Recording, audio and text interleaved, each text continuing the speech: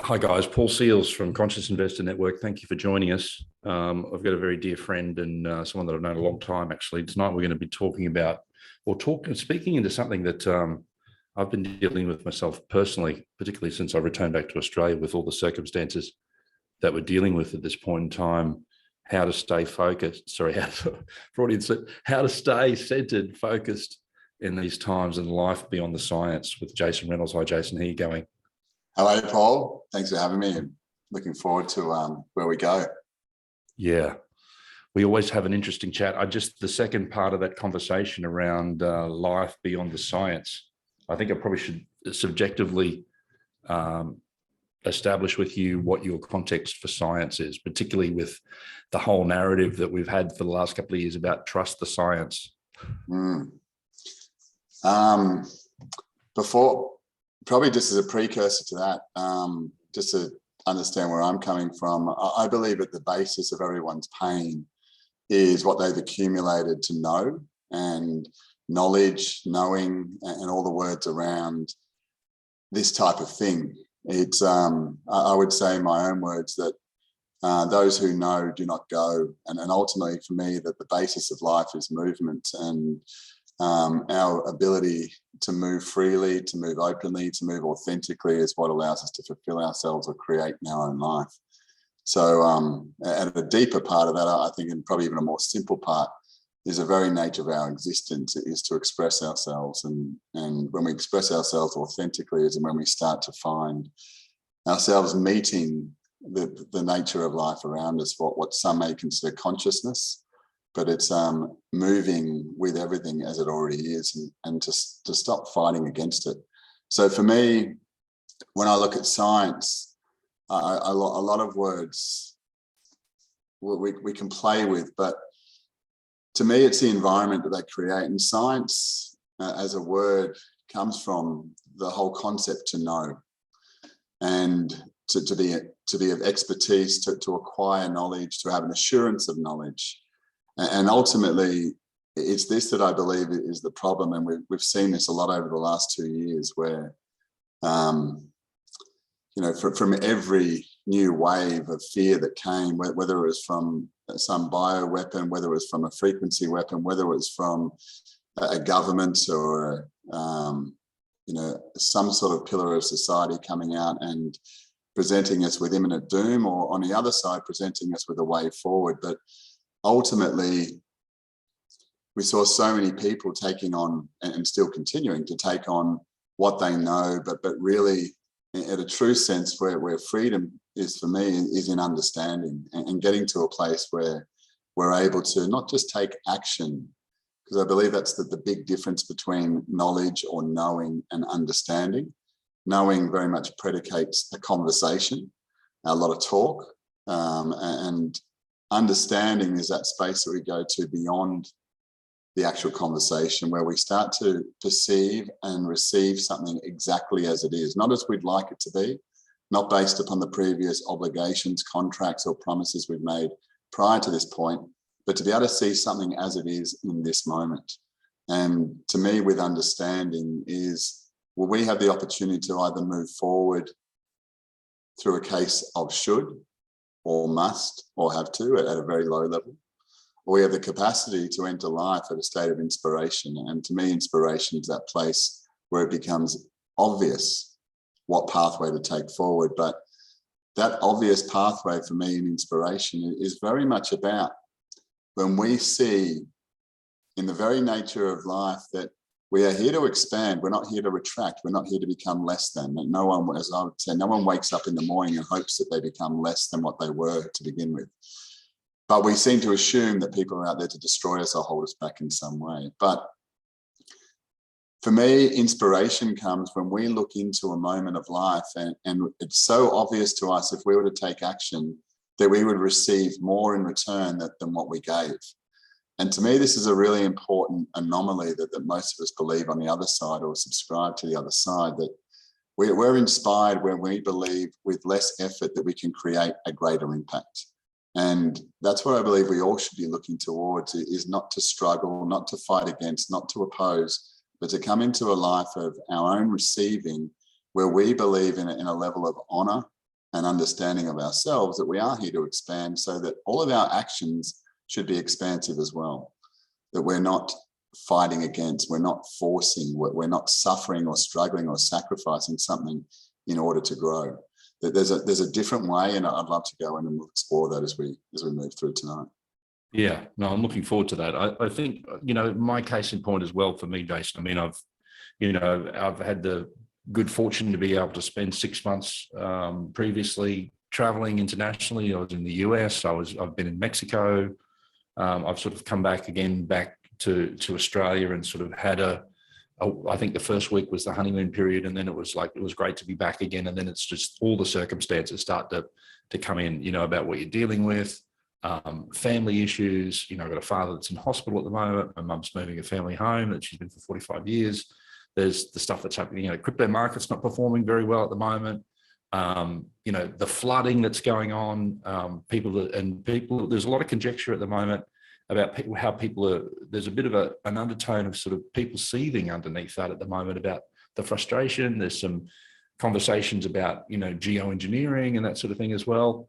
It just seems to be just like getting loaded on top of each other at the moment. And there's a lot of people that just really full in their space at the moment that don't seem to be able to, there's a lot of grumpy, frustrated and angry people sort of kicking around. And I get hooked into that energy every now and again. And it's not easy to process or to be able to deal with. And what you're saying is great and sounds great, but it's not, well, from my experience anyway, it's not always easy to sort of maintain that. That sounds great conceptually, but when it's sort of, it feels like it's coming at you all the time. Yeah, absolutely. And I would say that's a lot to do with our conditioning, and a lot of words that have been thrown around recently is a great awakening, a great reset. Some sort of idea that there's a new starting point that we're going to get to. And I would say over the last 2 years that whether we would say that this has been engineered, whether we say it's been conjured, or whether we say it's been strategically planned for generations prior. One thing is for sure is I believe over the last 2 years, people have come to realize in different forms of how what they're doing in their own life does not serve them continually or at a level of continuity.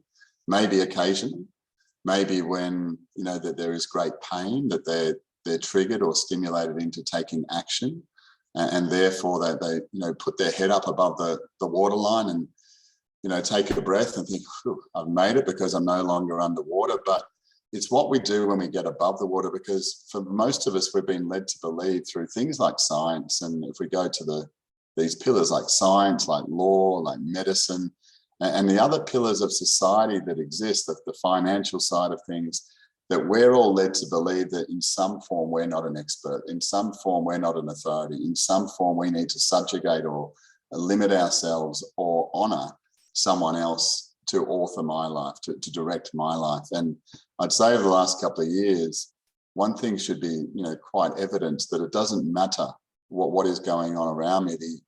The very nature of what's being presented to us is confusing, and I think that's the key point.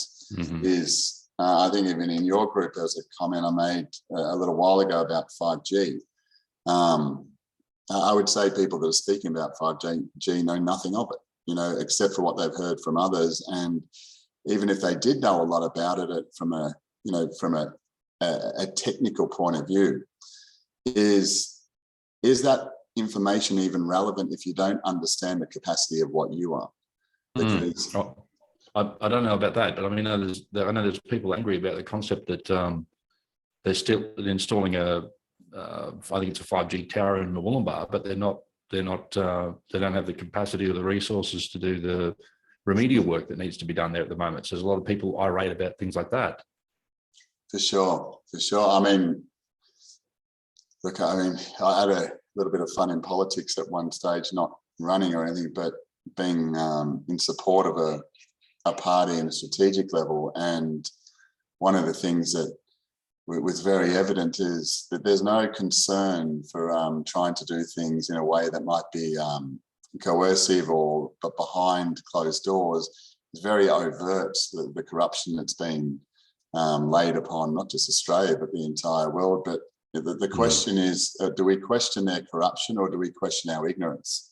And at what point do we work upon that? Do we own our ignorance, or do we continue to stay in opposition and fight against and identify the problems that these people are doing? Where I don't know if it's just the case for me, but I know ever since I was born, and I would suggest it would be from generations before that, that there was never great supporters of the government where they held them aloft and said that these people are great, they're doing great things, they're very clever, they're very wise.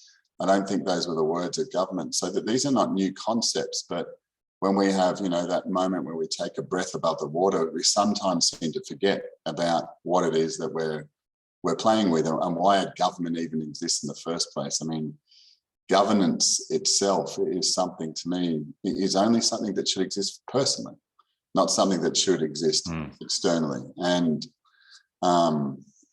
to suggest that the government is going to do something right for us, to me, is a significant ignorance. I don't waste time on thinking, well, they should have done, how come they don't?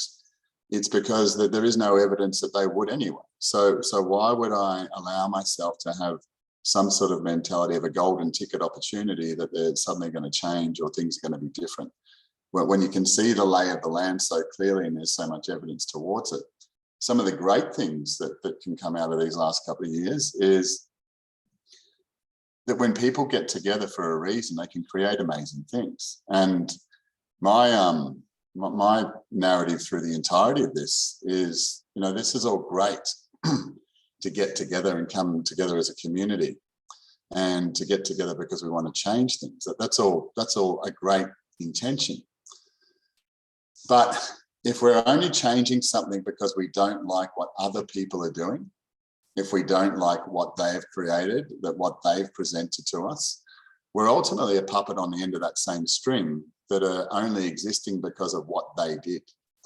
And to me, the greatest courage for each of us is to be able to expose ourselves, to be able to say from a space of silence, this is the way that I would like to see things, but then to consider myself as a single individual.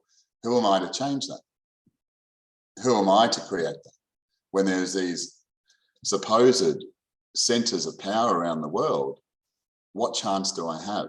But I would suggest that in any particular part of life, if we truly understood not who we are, but what we are internally and the capacities that we have, and not remain in ignorance to that, none of these things outside of us have ever and will ever have dominion over us.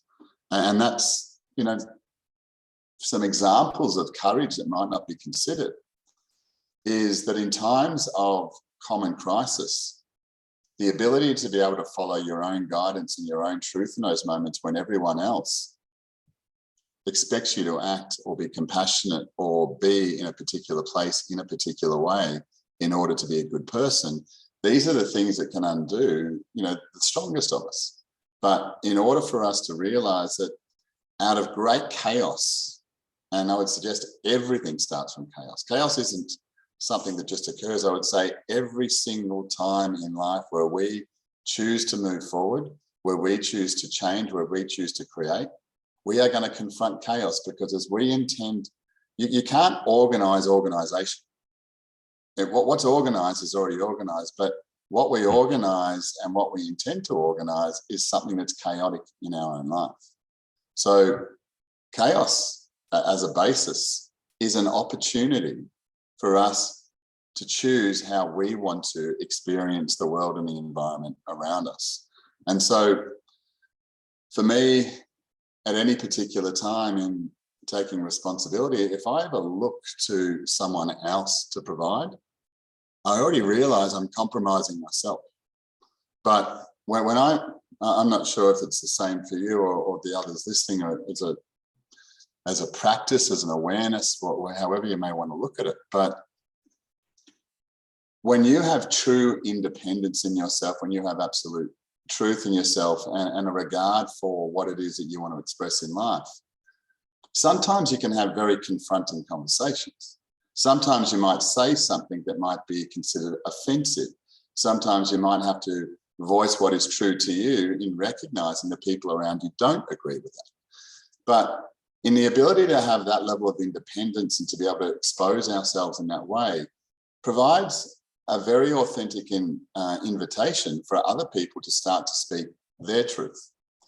And when we start to be able to not react in our life to emotions or what we think other people might say or what the consequences may be as, again, an assumption or a state of thinking, not a reality, that causes us to not take action in our own life, we end up in this very surface and symptomatic level of conversation where we're bouncing around trying to be nice, trying to be common, rather than being independent. And to me, that's what I believe in the last couple of years has really highlighted, is how dependent people are upon the things around them. And it's great to see what's happening in northern New South Wales at the moment from one point of view, that people are coming together and starting to realise that maybe we don't need all of these services. It'd be great if they were there, and it would be nice and it would be beautiful to see that those parts of society were working together. But society is broken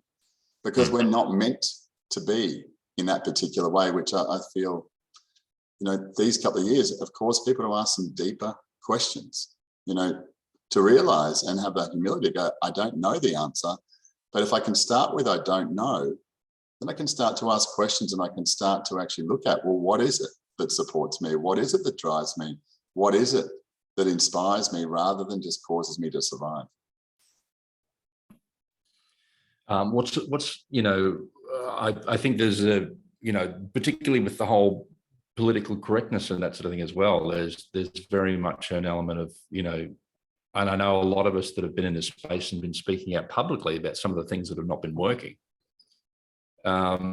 It's not considered very politically correct, or you can't say that, or don't say that because it'll upset people, or it's happened to me a lot, Jason, where people are like, your opinion, I find your opinion that's just very divisive.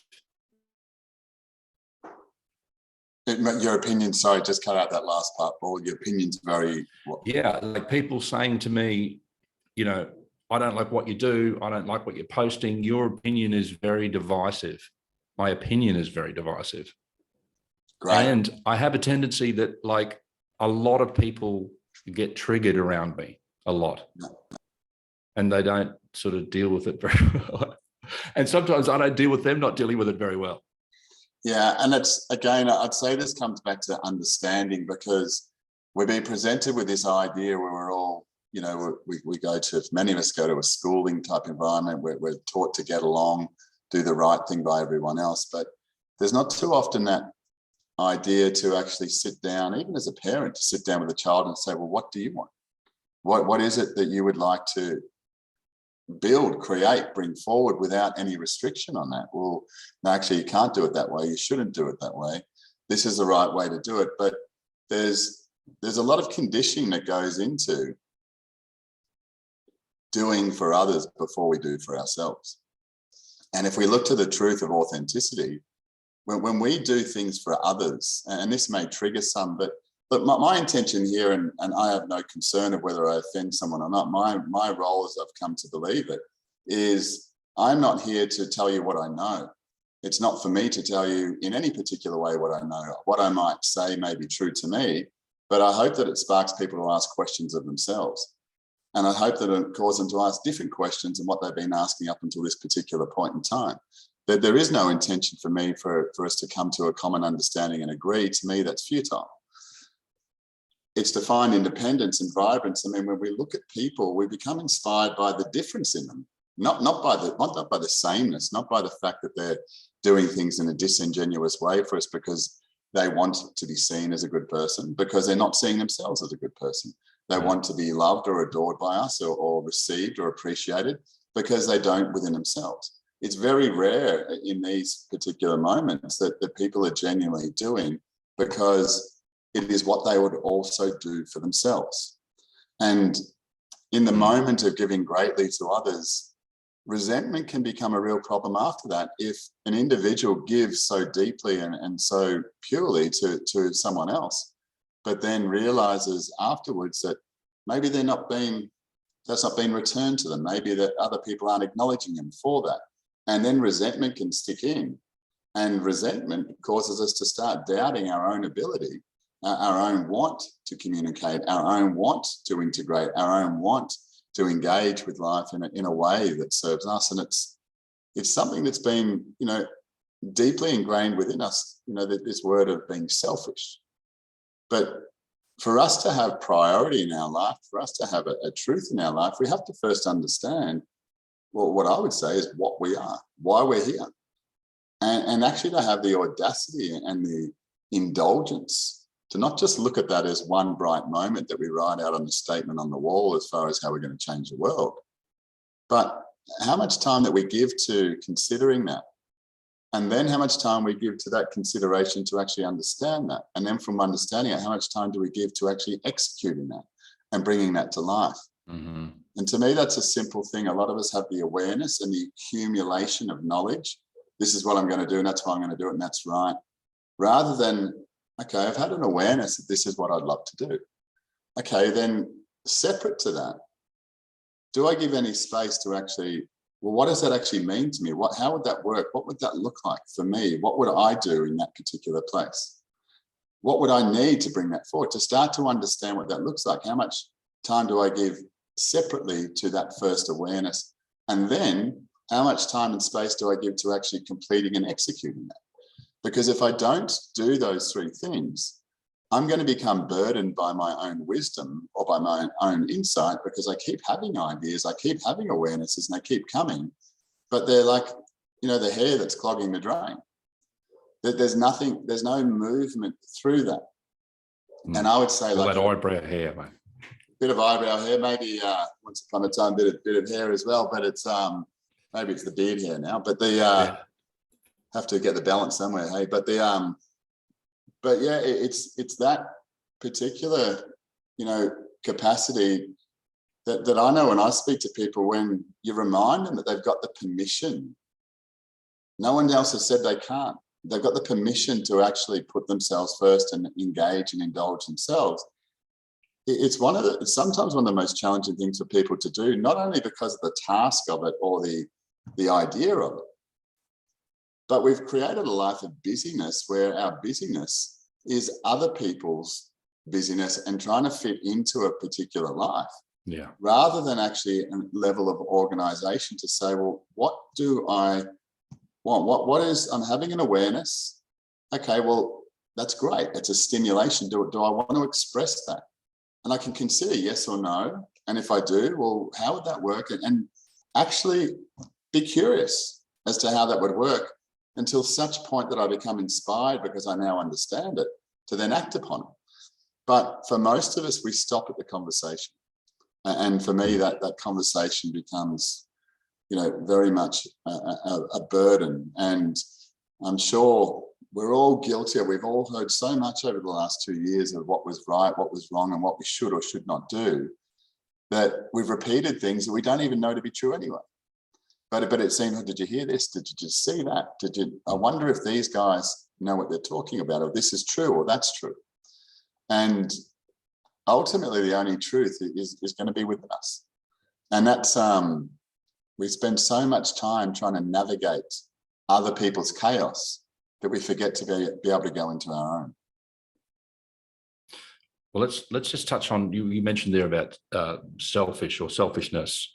And, with what we've been, look, I'd just like to acknowledge as well, so many people have been doing some amazing work and contributing. There's people that have contributed time, they've donated money, they've donated resources to help all those people that have been flood affected in these communities. But the thing is as well, it can be a little bit conflicting, Jason, because there's everything there on the spectrum between all those people that have been there for weeks at a time, contributing their time and their resources and supplies, etc.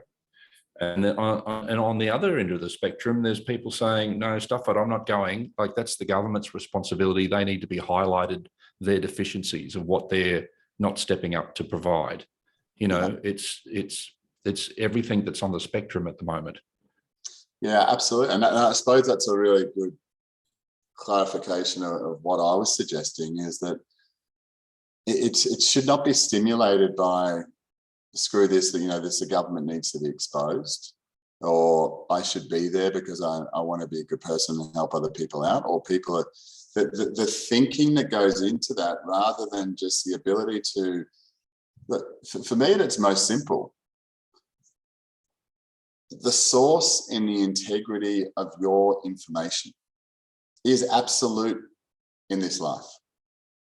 What is your source of information? Once upon a time, it was the news.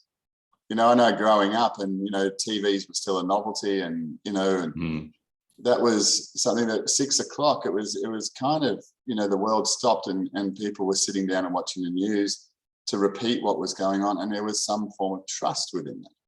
And I kind of look at that now and think, how did that happen? But because it seems so foreign. Yeah.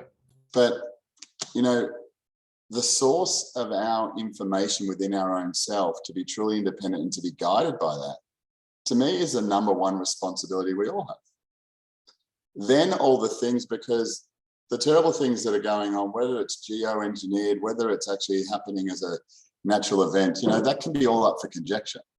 But ultimately, it's a surface level thing. Because once this goes and then in a month's time and people are back to moving forward and there's, you know, some devastation that's still there will be another disaster, another country that starts a fight against itself. There'll be devastation in some other form. I mean, there may be devastation in Australia because everyone starts to focus on the election, you know, and what could possibly come out of that.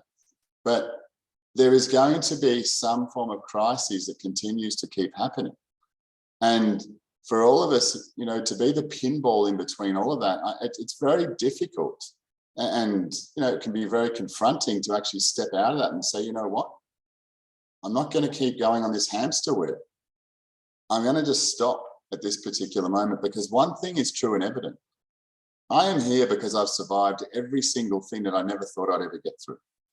And to suggest, you know, I've considered it many times as the end of my life, is that I don't want to be here.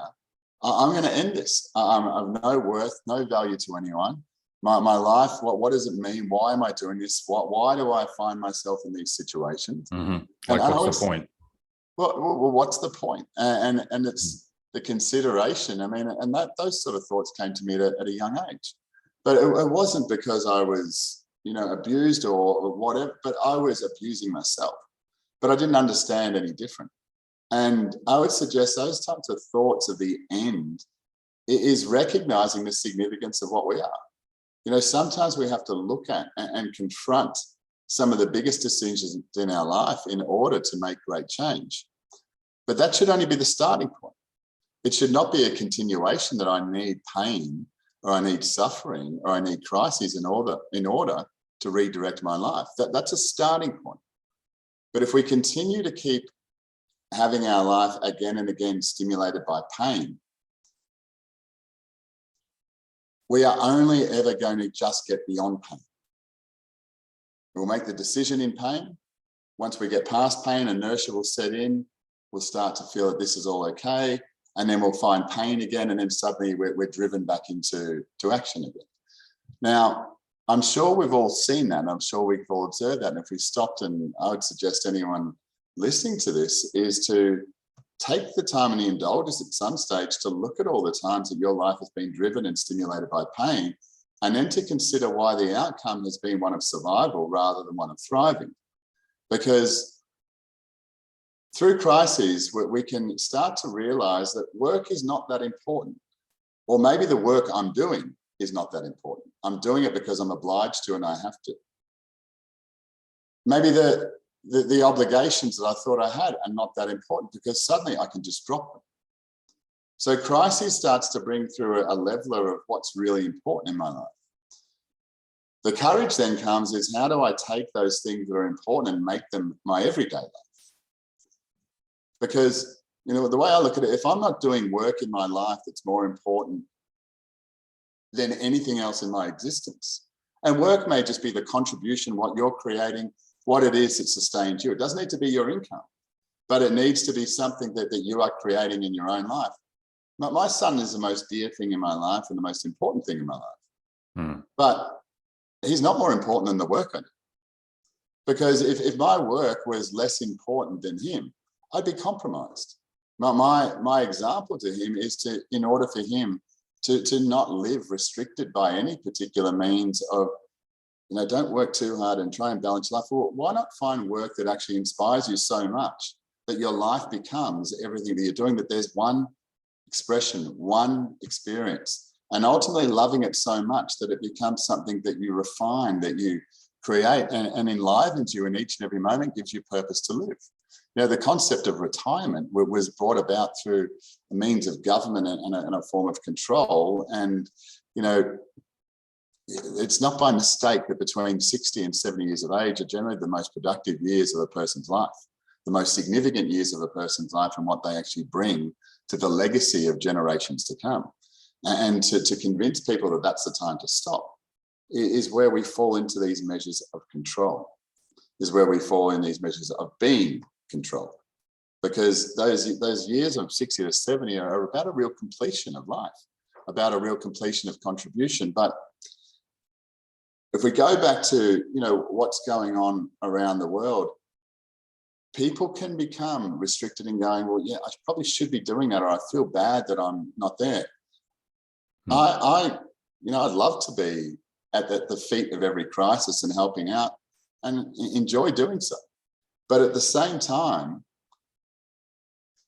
there needs to be at some moment, I realize in my life, where I have to back myself, trust myself, because the question is, if I'm not clear, if I'm not aware and present to my own source of information, what is it that I am being guided by?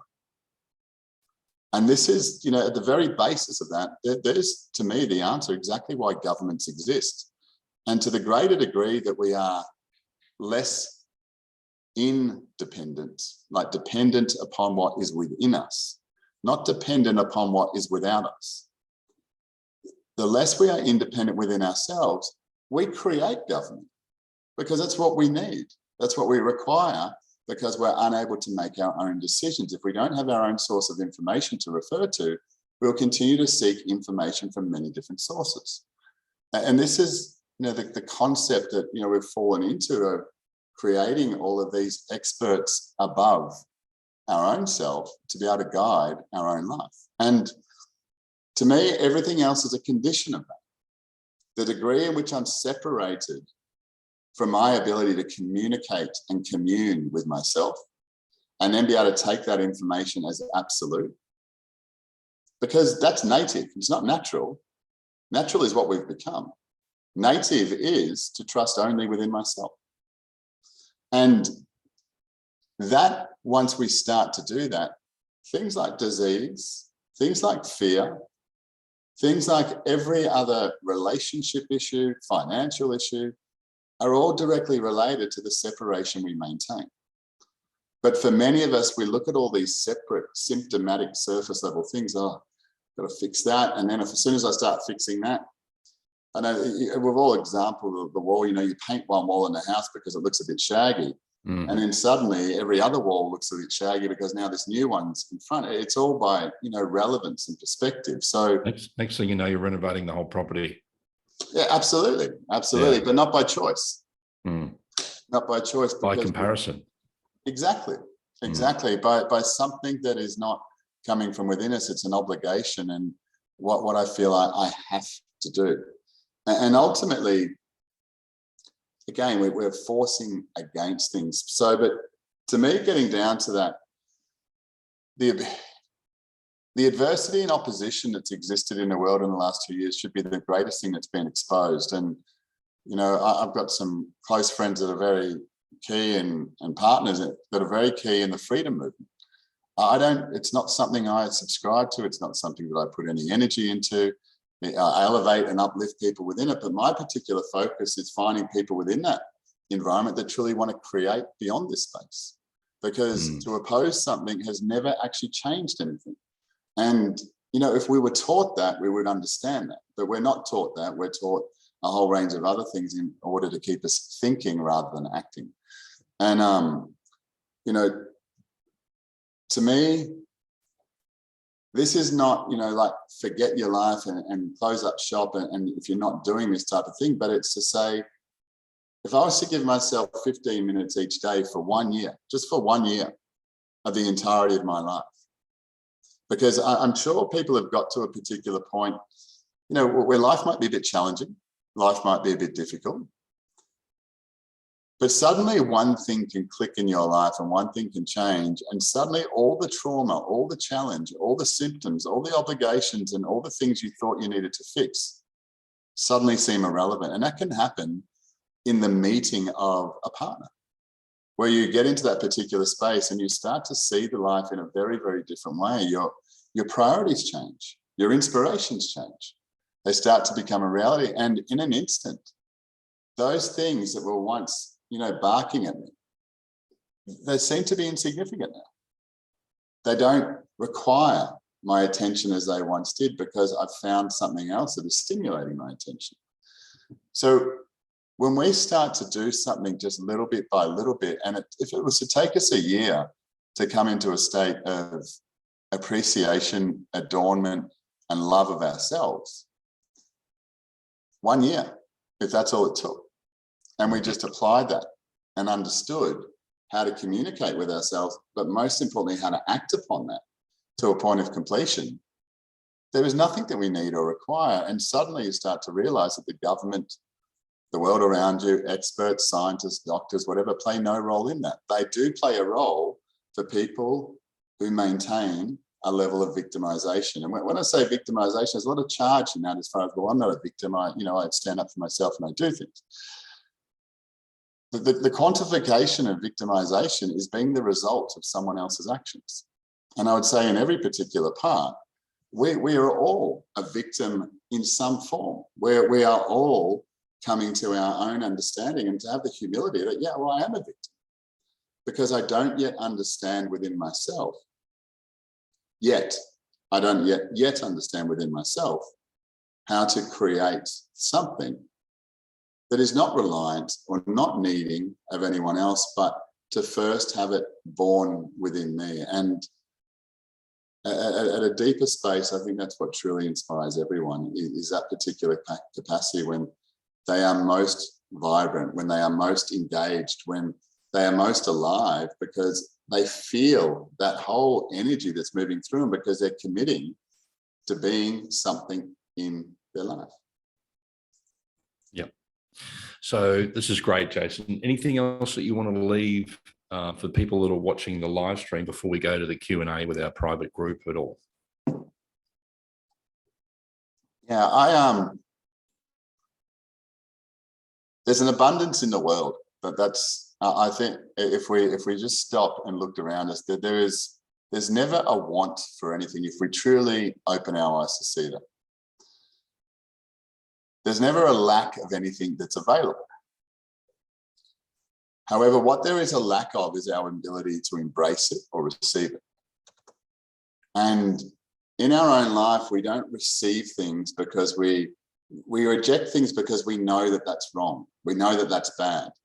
And we choose at some particular time to say, no, not no in that way, but I know. So therefore, you listen to someone when you're speaking to them and they start saying, yeah, no, I know about all that. There's no encouragement, there's no engagement to go deeper, to go beyond that, and to become, further at a further level of inspiration. But what I would suggest, it's never the ability or never the lack of what is not available to me. It is always in my capacity to receive it. And this is just not what you determine to be good. Because if you sit in life just receiving what is good, what is good, what is good, you'll become very imbalanced. You become very biased, because what you perceive as bad is a part of the whole of life. And that whole of life, if all of it is not received, and I would say the ability to embrace what you consider to be the darkness, is where your greatest wisdom hides, is where your greatest truths hide. It's darkness not from a point of evil, but it becomes evil when it maintains a level of ignorance. And I would suggest for all of us, as a starting point, that I would say to a greatest level of growth, is where we can accept ignorance as our starting point. Because from that particular point, we become open to everything, rather than stepping into life with assumptions, rules, or perspectives of what we need to fulfill, rather than starting to see how everything around us already is. The ability to receive is most significant. Okay, great. Thank you, Jason. And I'm just going to end this part of the live stream here for social media aspect, and then we'll just move over onto the Q&A section for our private group, etc. So for those that have been watching on the live stream, thank you for joining us. And we'll move into the Q&A section for our private group. Thank you. That's right. So, yeah, thank you. Thank you, Chelsea. So in the group, I'm sure some of you might have will definitely have some questions, but also some responses, some reactions. And maybe even some scrutiny and objection as well. I mean, I think it's really important, as I said here, like I'm only inclined to speak my truth, not intending it for it to be anyone else's, but I think what's most important, and probably something that's been lost a lot recently, is the capacity to be able to disagree, but discover more within that disagreement, because it's where we all grow. Yeah. Yeah. And to allow people the space to disagree without taking it personally or be offended. Oh, well, look, there's a line there. Oh, is there? I'm just. You got to find the line. You find the line and then step over it. I love it. I think it's a great. Yeah. So who's got some questions? I think Chelsea, you got. Hey guys. Hi. So I think one of the biggest things, I loved it, and I'm going to listen again because I just need more of those points to, filter through. Everything is moving so fast, right? And you're talking about having slowing down so everything can sink in. And I'm with my work, everything that I do, I'm so passionate about, and I'm so happy that every day it's not like work. I love it to bits what I do. But I think that I'm just glazed. I'm just doing this much of everything and not taking that time to, get to the bottom of it, of what you spoke about at the beginning. So I'm going to listen to that bit again. But that's what hit me. One of the things, just to clarify that, Chelsea, and please, I would encourage, within this, what we're doing, Paul, don't leave with any unanswered questions or whatever you want to go through, because I'm happy to go deeper into it. But it's definitely not to slow down. I would say that conditioning is about everything that's been conditioned to you, that's been suggested through things like schooling, through things like society, and every other part is about slowing down. But the thing is, it's kind of like you're able to run without even taking a breath at 500 kilometers an hour, but you're not aware of that. And to actually fit in and, walk around at a slow pace, that's the frustration, that's the resistance that we feel, because to me, true consciousness is the speed of your actions, the speed of your decisions. So when we're truly conscious, it's because we're being aware, not just in this moment, but previous moments, that when something presents, and I would say the only things that keep presenting in your life are the things you don't understand. When you understand something, for example, the things that challenged you as a teenager that you thought you'd never ever get through, and then you hear maybe a teenager talking about, oh, remember that. And it's a nothing in your world now, because if it was to come into your life, the decision's already made. So, of course, I understand what to do. So those things still happen, but they come through you so quickly. They're not interrupted. But when you don't understand them, I remember years ago having to do my finances in a business years ago, and just being I hate doing this. I can't stand it. Every week until my partner at the time said, it's probably because you don't understand what you're doing. And then when I actually looked at it from that point of view, and I was like, oh, how do I want to do it? And what is it all about? And what's the purpose of it? I would say within 3 or 4 months, I was not doing it anymore. Someone else was doing it, but I'd been complaining for the previous 2 years as why I'm doing this stuff that I didn't like doing. And then suddenly I loved it. And that was the time to let it go. We had a lady recently who wanted to step in and do a bit of teaching and she'd been through a bit of our work, and she was looking at her own work in such a way that it was a burden, and she just wanted to get rid of that so she could go into this. And I said, that's not going to work. I'm not going to have you leaving some burden behind and coming into our space. I mean, I'm not here to fix your problems. I said, you need to love what you're doing, get into it, organize it. Like in the same way, when you have a house for sale, you get it looking amazing, and then you're giving it away, and it's at its best it has been for everyone else.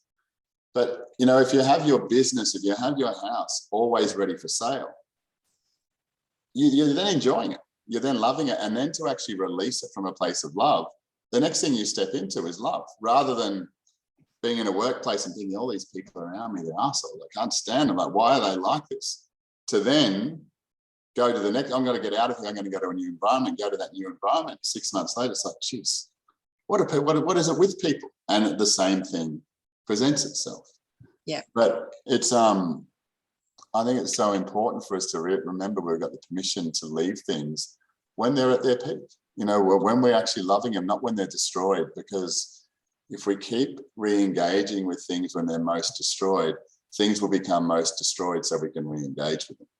And, you know, the crises that continue to keep occurring is because that is what happens at this particular point in life for many people, is that that's what they are wishing deep down, because what they're really wanting is to be free, to be purposeful, to be engaged.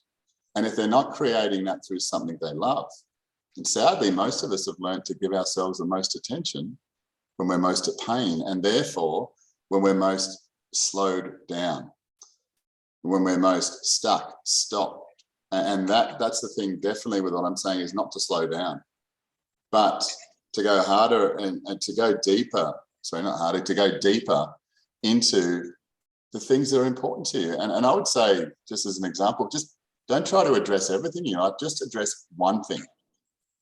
Let everything else run in its own chaos as it's been up until now, whatever that is, as much as you want to address that.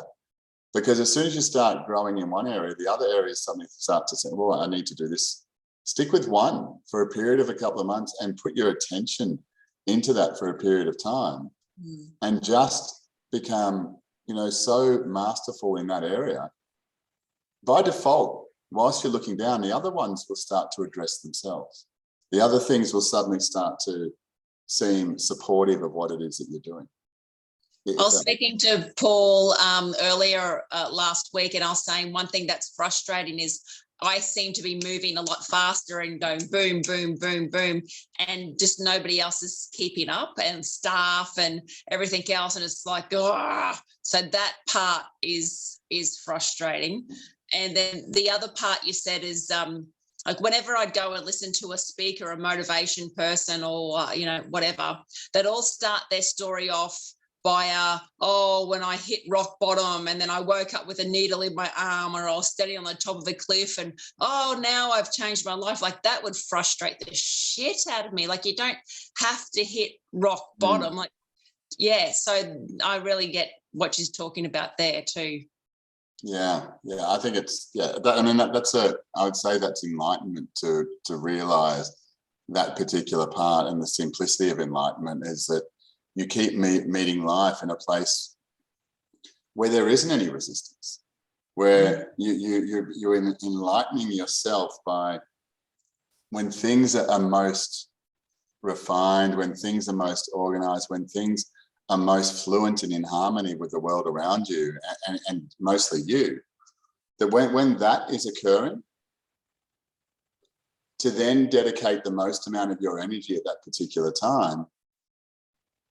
What I've learned is the biggest challenge for people to do that is how rapidly they move forward. It brings about a level of shame and guilt, because they start to move forward in such a way without the pain, without the restriction, without the sacrifice, which sounds good on the other side.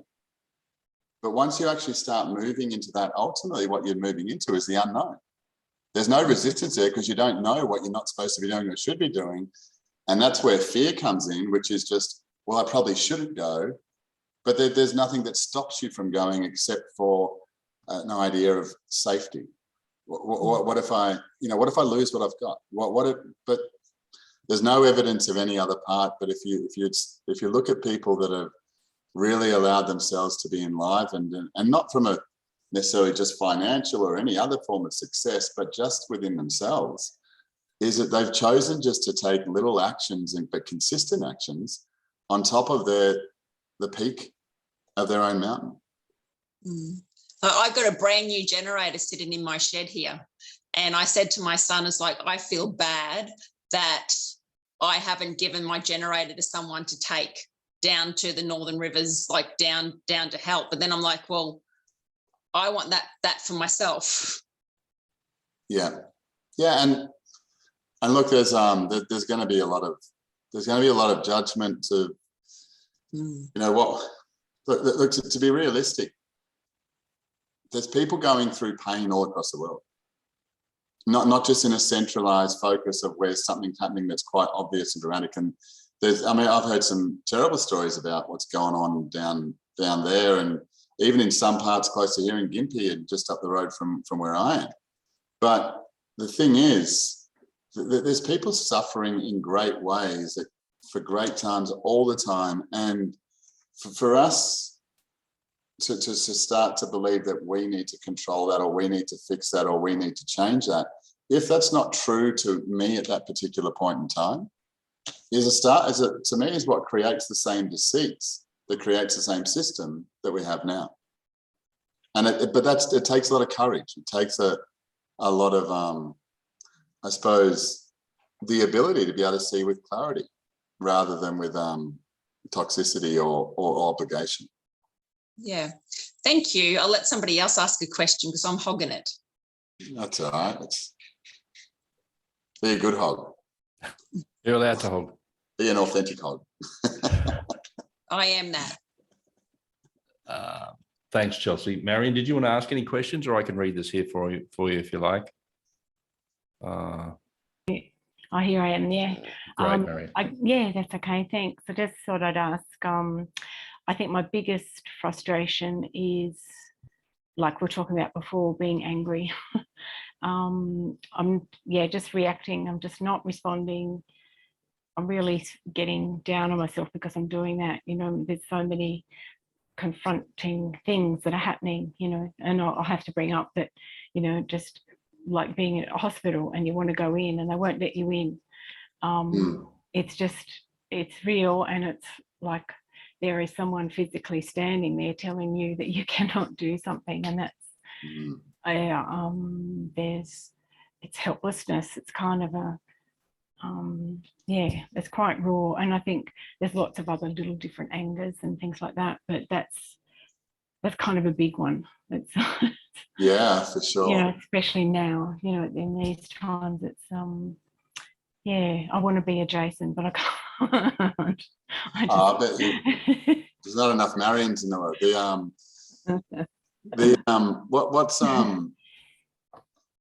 Look, I had a conversation the other day with someone at a restaurant that I loved before all this stuff came about, and they chose, when the mandates came in, to not let people in that were not vaccinated, whatever anyone's choice was medically. You know, fine, it's great, but it was my choice not to. So this restaurant I loved, and the guy there I think's amazing, and we get along really well, but I was having a conversation with someone the other day. It's, well, you know, it's all back now, so we can go back and have that. And I said, no, I'm not going back there. I made a decision. I don't have any angst towards the person or the individual, but until people recognize their own power within themselves, that, it would just be good to go back there and relive old times and, you know, enjoy those things. Well, I'm not going to discover anything new. I'm going to continue to keep doing what I was doing, and I'm going to support someone who chose to be in a particular position that denied life or the free expression of life for others. That as an individual, I know that doesn't agree with the government, that doesn't agree with all these things, but did something from a point of safety. What example do I then provide in the longer term to do that for the nicest of a meal, and, you know, maybe missing out and going out with some friends to that place because that's what they want to do? But if we continue to keep doing those things, and I'm not talking about being vigilant and burn them down in the streets, I've got no interest in that.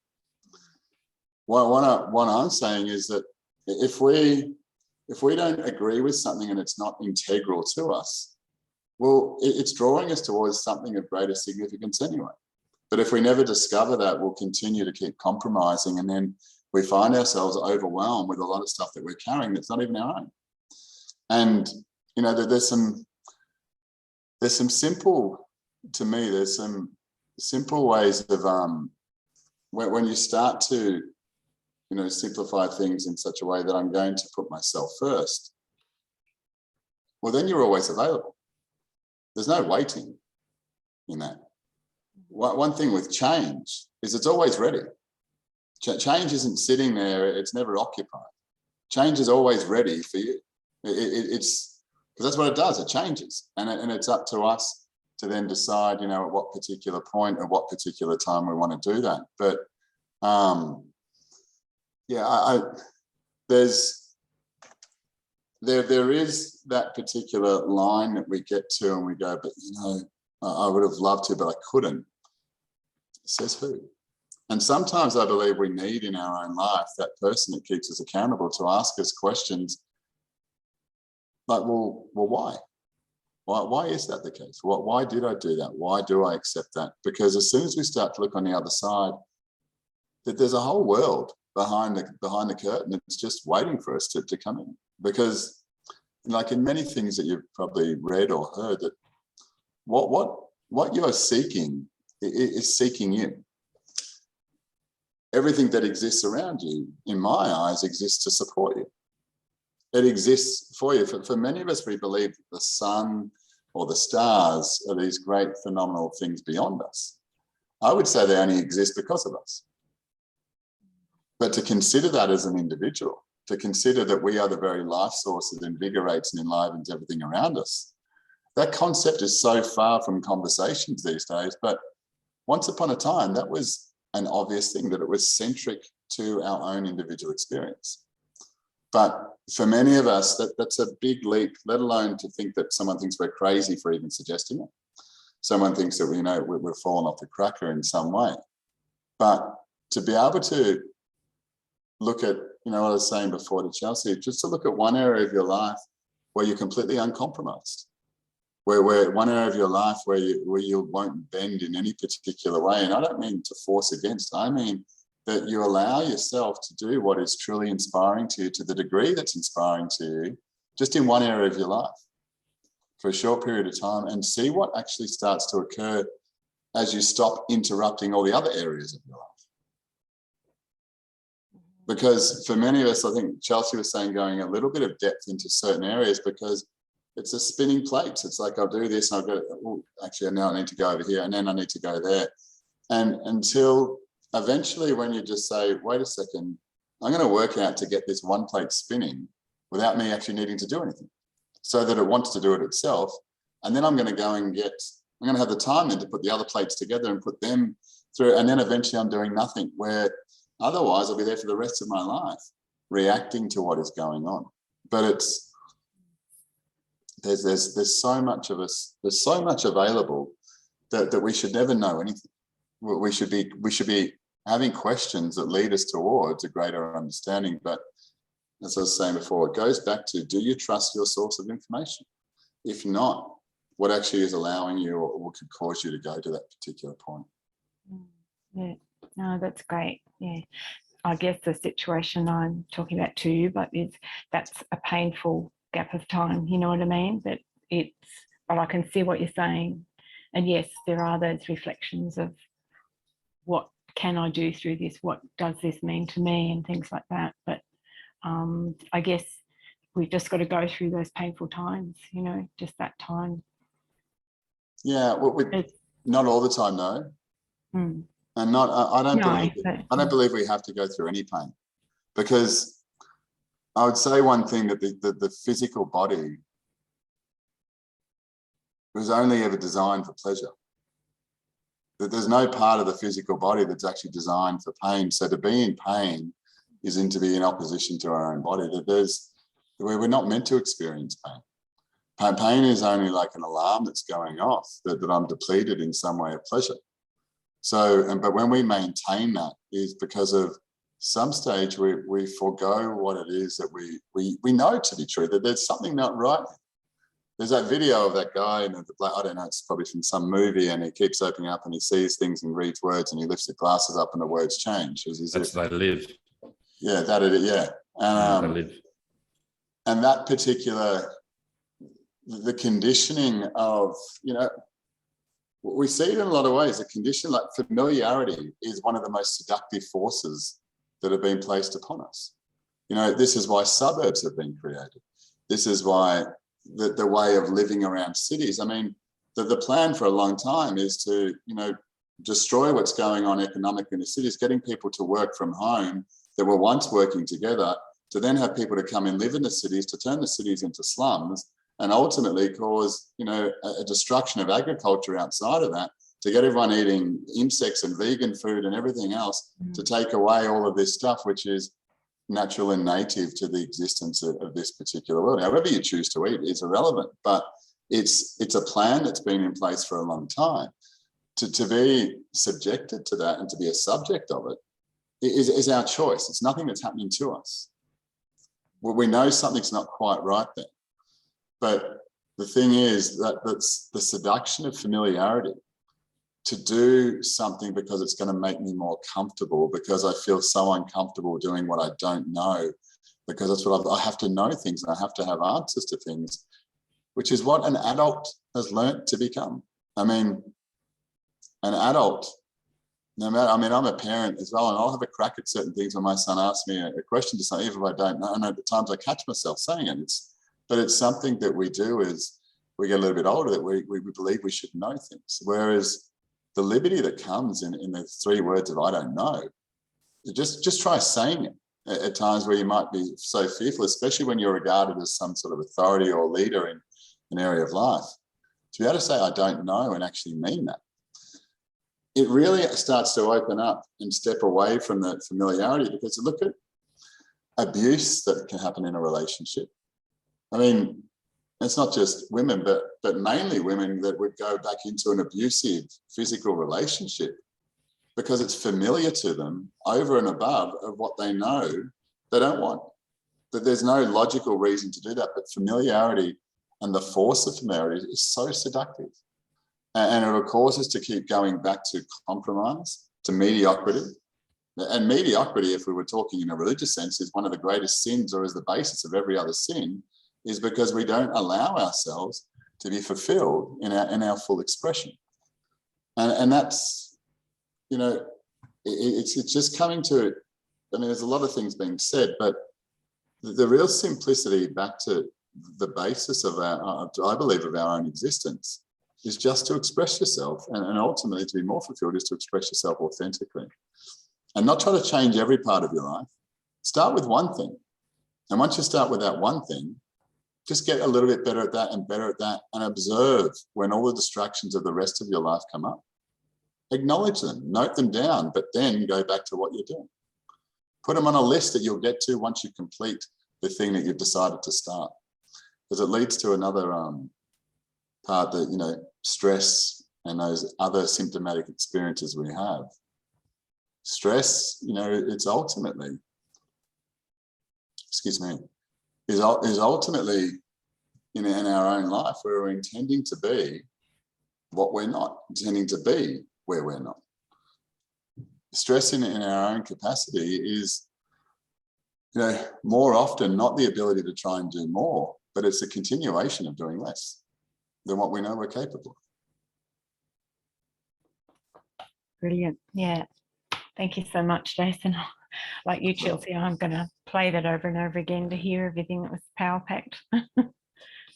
That's what I thought. Thank you. Yeah. Thanks for asking. And I just, I love the word thriving. Got that. Yeah, it's it's an interesting thing. I remember being told years ago that the closer you get to a goal that you have, the more the inertia starts to set in, and took a while to drop, but then just to observe how often, you know, when people perform in a significant way, that suddenly they start celebrating, because if they truly understood what they're doing, they wouldn't celebrate. They continue doing what they were doing until it became a habit, so they didn't have to keep doing it. But you know, people get great results, we celebrate them, and then there's a decline, and then so they can build from the place that's familiar to them, where they're in pain, or where I have to do this, I have to go out and make that, so I have to go out and make that, and I have to go out and have that relationship, whatever it may be. That's where we've learned to drive from. Thanks, Jason. Tough. That's all right. Marion, one Thanks, thing Marion. that might help quickly is I care for my granddad, and having him in a home and me not being vaccinated, him not being vaccinated, all that was really challenging, because I'm his main person, his main caregiver, all of those things. And I really struggled a lot with the decisions that they were making, testing him without my authority and all of those things. And it really, it killed, like, I just really built up in me. And then one of my friends said to me, which made a big difference, was, Chelsea, you've got to let go, because like what's happening to him is also his life and his karma, and his, like, you can't just keep on trying to control and to change his story as well. So that enabled me to step back a little bit and just take a breath. So I don't know if that might help too. Oh, that's lovely. Thanks, Chelsea. I just want to something I wanted to clarify before, but went off on a different tangent. But I think it was what you were saying, Paul, about how when you're saying things and people can get offended, and you know, and coming forward and being divisive. I think that's what you're saying. I think one thing that's really important to understand is that exactly like what you're saying, Chelsea, is to let go. Like the ability to let go, not say goodbye to, but let go of the way that I previously saw it before this moment, and accept it as it is now. And it's really one of the biggest misconceptions over the last couple of years that have caused a lot of heartache is when you as an individual have developed an understanding or a deeper level of awareness, and you choose to express that, it can become polarizing to other people, because they could suggest that you're inconsiderate, that you're arrogant, that you're not understanding me, you don't care for me, you don't understand what I'm going through, because you become so simplified and definitive on a particular topic, let's say. And what's important to realize that when we embody that more and more in our own selves, a condition of the outside world around us, and generally the people that most want and are most aspiring to what it is that you're demonstrating, are the ones that will most oppose you, that will have the most toxic response to it, that will be most aggressive towards you. But it's to understand when you're actually facilitating that from even a distance, you're causing people to go through, maybe clumsily at first, but great toxic release of stuff that they've held in for such a long period of time, that is debilitating, that is causing disease and manifests as disease in a longer period of time. That us as individuals, when we start to develop that freedom in our own life to express ourselves more, if we can realize that as a part of exposing myself, it's not a maybe, it's an absolute, that when you expose yourself, you're going to be judged. But when you don't react to those judgments, but you recognize them as a part of you exposing yourself and becoming more, suddenly you grow deeper and further and much more rapidly in a very quick way. But when you start to feel like that you need to control the way that that's received, the way in which that's understood, the way in which other people take that, you're then doing the very thing that we deny about the government. I mean, people who are complaining about the control of certain authorities would have no issue with it if they didn't have an issue with control. It's only people that notice in other people that are controlling because they want to be in control. Someone coming and telling you you're very controlling, well, it very much highlights an agenda of, well, because they want to be in control, because I don't like the way that you're doing it and I want to be in control. And when you start to prick or put forward certain things that destabilizes, to be actually realize the beauty and the liberty in someone's clumsy and sometimes might be vehement and aggressive attack upon you, the best thing to do is to give it space and to receive it and thank it. And if you can actually learn to thank it, that particular individual will start to get the same benefit from what it is that they are doing. And suddenly the world consciousness starts to evolve and grow. But when the individual who's, look, over the last 2 years, a lot of people have awoken, some 20 years before that. But so many people that have been opposing what's going on for a long period of time don't know how to create because they've only known how to oppose. They become conditioned to doing it. And that's where, you know, the real, to me, the great opportunity is at this particular stage moving forward is about being humble and recognizing, I don't know how to create. What are the steps that actually, what is creation in real form? Not innovation, not change, not reaction, but real creation, like to bring about something that's never, ever existed before. You know, those types of things I believe are really important. And people that were lambasted for the last 20 years because they were talking about 9/11 was a hoax. And, you know, before that, going into, you know, that type of stuff, is to realize it's not about other people waking up. It's about the example that you provide, as you may have been doing over the last 15, 20 years, to continue to keep moving further into that space, to provide a space behind so other people can step into it. Because no one wants to awaken into your pocket. You need to wake up and come and do what I'm doing. That's not going to be inspiring for anyone. But they will follow a lead or in the wake of what it is that you're doing. Great, Jason. Thank you. And we had a question as well as what's the source of information and how can I start creating what I want? Okay, so what is the source of information? Well, to me, look, the first line of what we do as far as when we offer teaching is to reintroduce people to an audience with their own soul. And that's not to tell them what the soul is, but that's for them to discover what the soul is.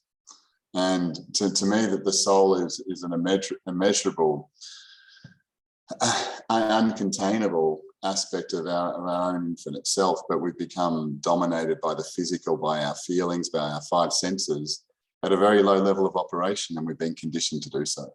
So an audience with your soul is then coming to be able to interpret your own frequency signature. And from there, it's not just about being introduced to that, because anyone can do that fleetingly and occasionally, but more so it's the choice and the capacity to want to actually do that consistently, because it's always there. It's always waiting. And I would say this, so I was going to swear, so I won't. But I was going to say your soul doesn't give a fuck, but it doesn't care what you do, whether you do or whether you don't. It's your choice. The soul's not sitting there on some timeline that I have to get somewhere. Hey, let's get this thing going. There's a window of opportunity here. The stars are aligning at the moment and we need to get this thing done. That the soul's space is timeless. It's only what we've learned that is governed by time. So there is nothing inside of you that has to be done. There's an invitation and an opportunity that's always there, but to have an audience with your own soul and to be able to communicate in the native way beyond words, but to realize such things as intuition, it's not a special thing. Intuition is what we're born with. It's not some gift that you're born under or is better or more developed. When we allow ourselves, we're all very sensitive. We're all very unguarded. We have, you know, we've all had our heart broken, but have we had our heart broken and has that conditioned us to hide ourselves away? Or has our heart being broken made us more aware of how to love more and how to open up more and how to give more in those particular moments? Or has it forced us to then go, I don't want to feel that again? Well, that's going to lead not to a place of anyone's fulfillment. So understanding how to navigate that particular source within you and your own soul, that to me is, I remember years ago a lady saying, I'd love to introduce what you do to my partner, but they need to start with something like forum or whatever else she was talking about. And I said, why do people think that? Why, when you're meeting information, you meet it where you're at. There's not a hierarchy of information. This is not school that you need to learn how to do this before you do that. It's already within you. It's more about the releasing of the layers to get back to, not where you've got to go to or where you should be, but accepting you where you already are. because you start at that point, then everything starts to open up. And then it's not following someone or falling into someone's teaching or philosophy of life. It's developing your own, which is why it was intended anyway, from my understanding.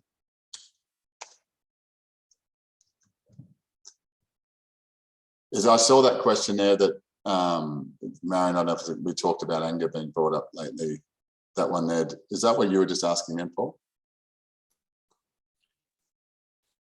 I was referring to Em, Oh, sorry, I just saw the one there. Sorry, Emma. how I can start creating what I want.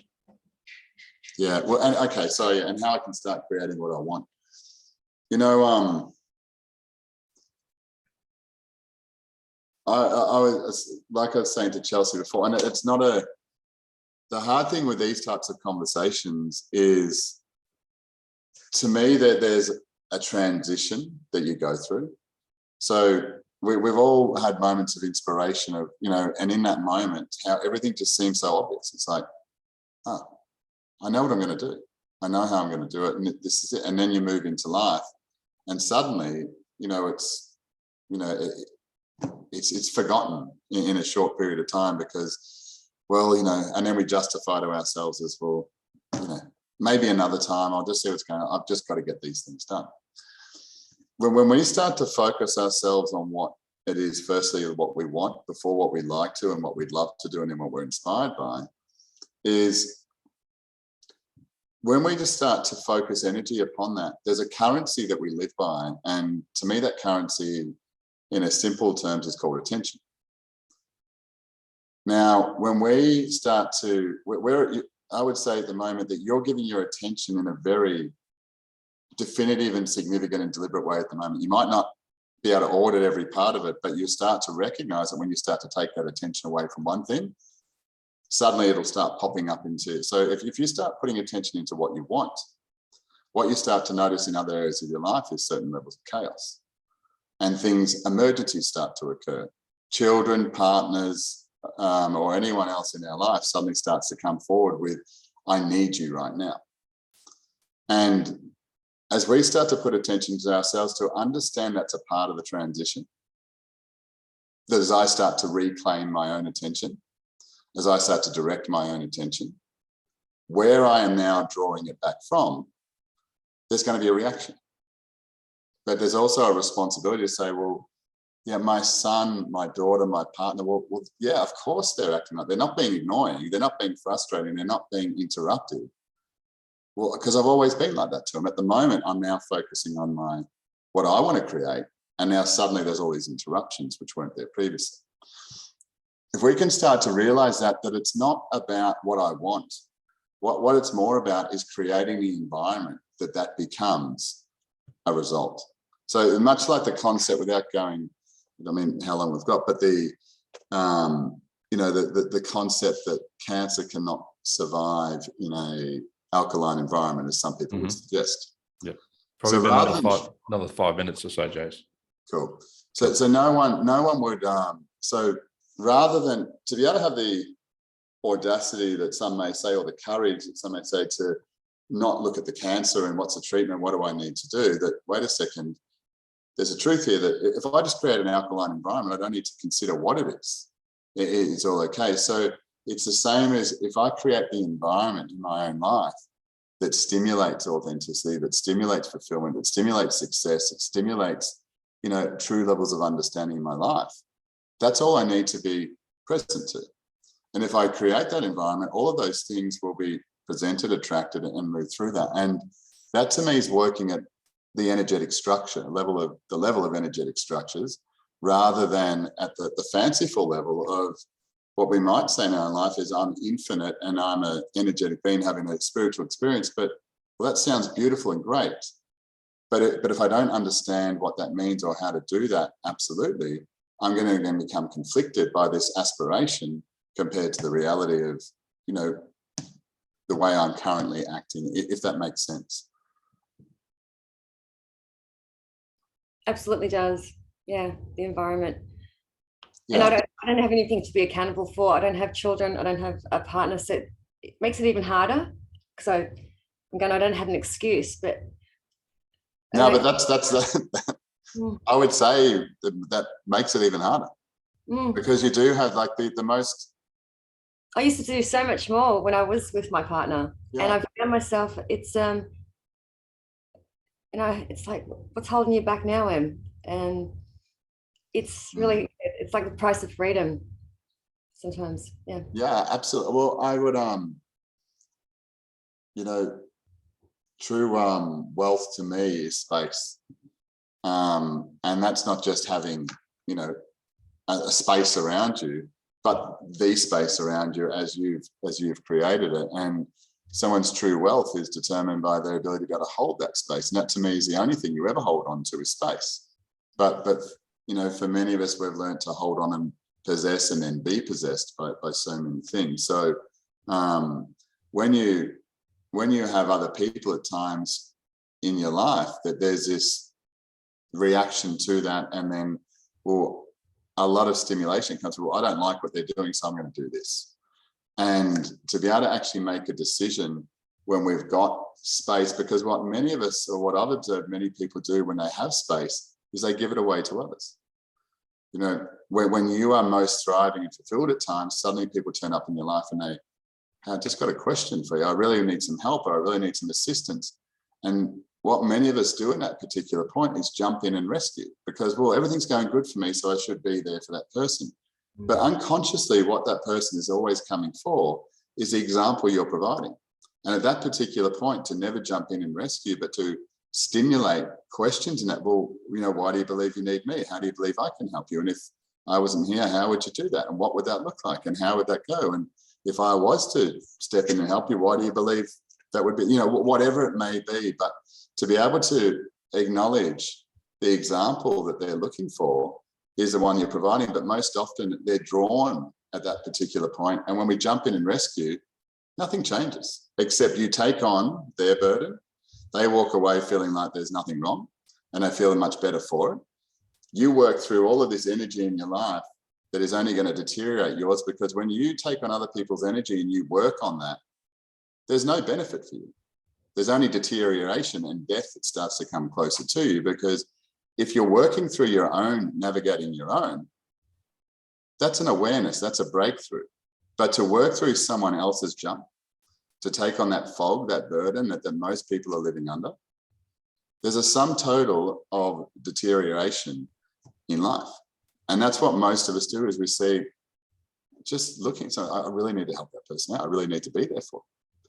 And those thoughts, and what I would say, the audience that's in your head, when you're sitting there and going, I really should do this, I'd really love and go do this or be this or create this thing. And then suddenly there's those friends from school that are sitting in your head, or from your past in some way, that are there judging you, like, yeah, no, I might not do that. They're not even in your location, but we've all got some form of audience until we liberate that and start to have ourselves as our own audience. If that image resonates with you. But it's there's a lot we can think about, but I'd say the deeper we go, there's less, and then there's more space, and then there's that what I would say over a period of time, the practice it is not so much in the doing and the learning of something that's lost in time, but more so the ability to embrace your own significance. And that's, that to me is the root of every bit of fear that everyone has. And when I've worked, especially with high performing people, that there's nothing they're fearful of. No one's fearful of anything except for how significant they can be. And that's highlighted in the fact that we can all sit around and talk about pain very openly and very clearly, and trauma that we're going through, but try and get people to start speaking about, without justification, how brilliant they are and where they're brilliant. See how silent the room goes then. People are not scared of failure. They do it every single day of their life. They're constant at it. It's not something they're scared of. What people are scared of is stepping into what is most significant. And that, what I would say, that there is no teaching for that, or no schooling for that, or no development of that, no uplifting of that. And that to me would be the first thing that I'd identify from a point of government, as to why there's no substance in them, because there's no actual container for elevating anyone's brilliance. That's so great, Jason. That sort of reminds me of, I think it was accredited to Nelson Mandela, but I think it's partly Marianne Williamson's work as well. It's not our darkness that frightens us. It's actually our brilliance. It's our light. Yeah. Yeah, for sure. I know that was attributed to Nelson Mandela, but it was hers. But there's I think it's a very true thing, and it's something I came to years ago that I was just shocked seeing people that were the best in their world in their field recognized by others and were unable to accept their own significance, and then ultimately I watched and observed how that became their downfall. But when they embraced their significance, things became very easy, and we're so used to and conditioned to suffering that if we're not suffering or sacrificing in some way, look, I would say this, and it's a hard thing to bend your head around, but it's not, your head's not meant to bend around it. It's changing the environment. But when you're in pain, the imperfection of that pain that's made there is once you overcome pain, well, then there's no need for any more energy because that's been fulfilled, but it'll only get to you to a pace of survival rather than thriving. But when you're in pain, it's a dense space. And I would say as a measure is, 10 units of energy spent in pain is going to give you 1 unit of energy of movement or momentum. But at the other end of the scale, when you're in a state of brilliance or you've just achieved something and everything's just gone right for you and it couldn't get any better, at that particular moment of elevation, 1 unit of energy gives you 10 steps of movement. And that as a concept to people is because people start to feel like they're cheating others, they're cheating life, they start to feel guilty for the advances they can make and it's too easy. But that's where real fear is, because suddenly as I push the button on this, I'm going to rapidly go forward. That's where the conditioning is. We start to condition and hold ourselves back. But at that particular moment, I had a lady the other day, and I know she said, one of the other ladies in the group was going through some, working through something, and it had really risen to the surface. And this other lady said, I'm so jealous, because here's this one lady suffering and like really going through her stuff and bring it to surface. And it was a big thing for her and open up. And another lady, because we encouraged her to be authentic, said, I'm so jealous that I'm not going through like something that she is.